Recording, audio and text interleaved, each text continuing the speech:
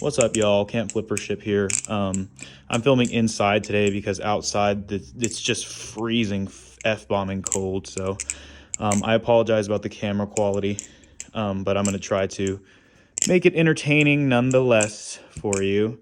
And you get to see my sloppy flips and see me look like a clown. So it's like a win-win for you. Woo! Going round and round. But yeah, so first and foremost, I want to say thank you to my commenters. There was somebody in the comments that was like, in one of my videos, it was like, you don't know none of this would help you in a knife fight. And I'm just sitting there like, what? What is this guy even talking about? But surely people put him in his place because that's where that guy deserves to be anyway. So yeah, they were just like, dude, what? So I thank you to those followers, those loyal kings. And then also today I wanted to talk about the Crackhead Chronicles that go on in my apartments because I had a post a while back that was like something along the lines of like, they were like I was talking about the cops came to my place and then they were like, yeah, that's crazy, man. I was like, not really. Just considering everything that happens in my apartments and just in this town, it's not really surprising at all. So, we had the other day some crackheads that were getting into arguments with old ladies. And it's funny because my girlfriend was telling me about it. And on the drive home, I was walking home and I literally see it going down. I like see a guy like running out into the street, like trying to like battle. Oh, that doesn't sound good. See a guy like running out into the street and he was like trying. Oh, there's the ambulance. See? And he was like trying to battle the people on the street. I was like, what a weird guy. And he was like fighting, like trying to fight the cars. I was like, if this guy touches my car, I'm gonna freaking punch him. But anyways, so that happened and it was sort of crazy. But yeah, so that's one thing. And then another thing that happened at these apartments, a pretty crazy little story, is that one time I was here, and actually my mom stayed here before I ever did. She doesn't live here anymore, but she did stay in these apartments before I ever did.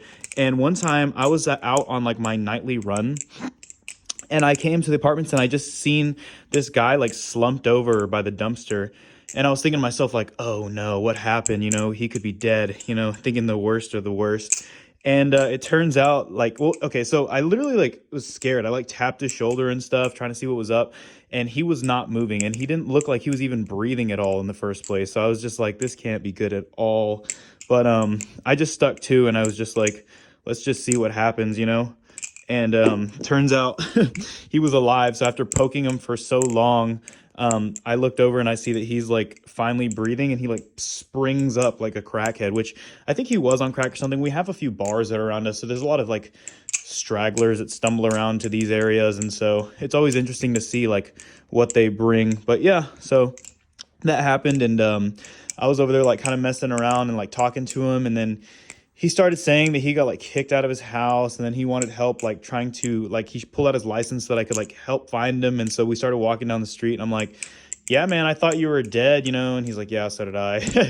But so we're walking all the way down to the store. So we're walking for about, I don't know, I would say probably like 30 minutes or so, somewhere along that line. And by the time we actually like get to like the store and stuff, oh man, I almost caught that.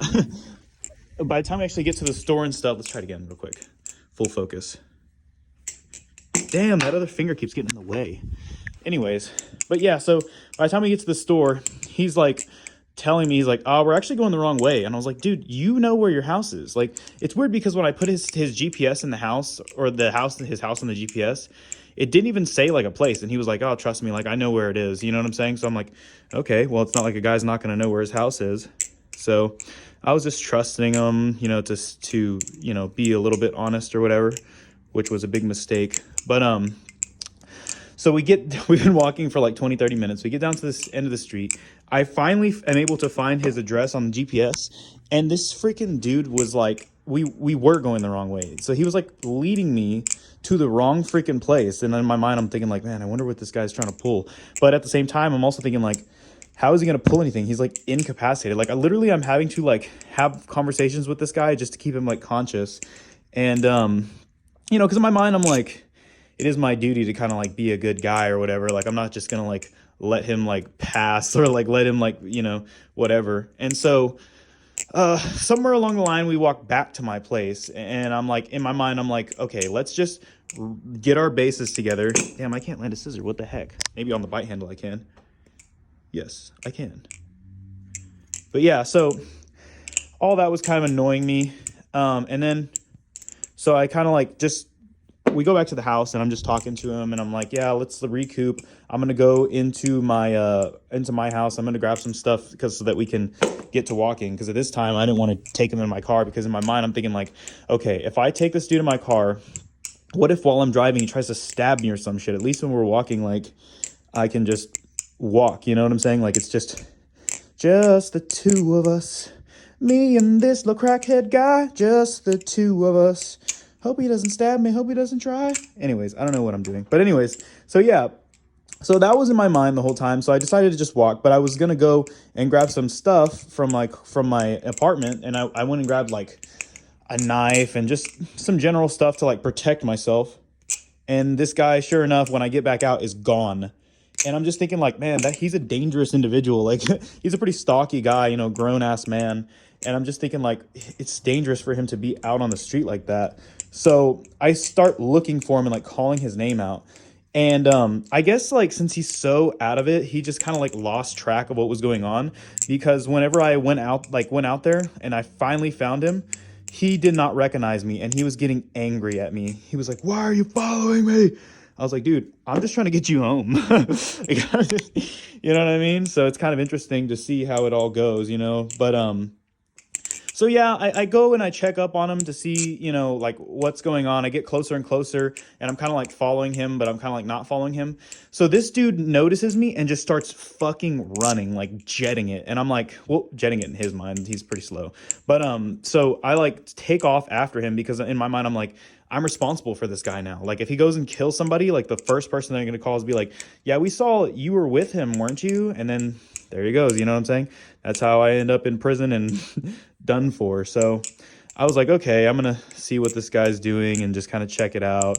I'm sorry if my flips are getting a bit repetitive. I'm just trying to like focus on the story.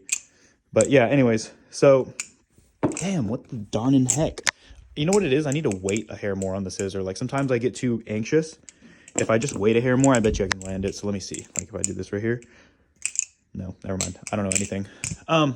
But yeah, so that's kind of what's going on. And so where was I?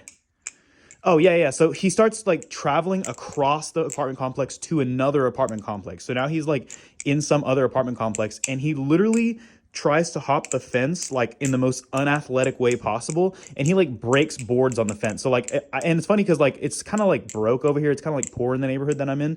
So there's no like way to like there's like a lot of people just leave shit broken. So like the fence that he broke like years ago when this happened is still broken to this day. So it's kind of funny. But yeah, so on top of all of that, he breaks the fence, falls over, and still running from me. And so I finally catch up to him, right? And the first thing this dude thinks whenever he sees me, he tries to post up on me. I'm like, dude, what the heck is wrong with you? So he tries to fight me, and in my mind, I'm thinking like, I should dust this guy. But then I'm like, nah, I don't want to be like, I don't want to, that's another problem that I don't need. You know what I'm saying? So I start just basically trying to like follow him quietly. But then he like harasses on the way out from the apartments that on this new complex. He like starts harassing these people in this car and like scares the ever living hell out of them. And so I have to like go in after him and like tell the people what's going on so that they don't think that like something crazy is about to happen to them. And so while that is happening, oh man, I almost got that. While that's happening, he's like escaping while I'm talking to these people, and I try to look for him and I couldn't find him again after that. So that's the story of the crackhead around here. He basically like, you know, my little crackhead buddy who tried to fight me.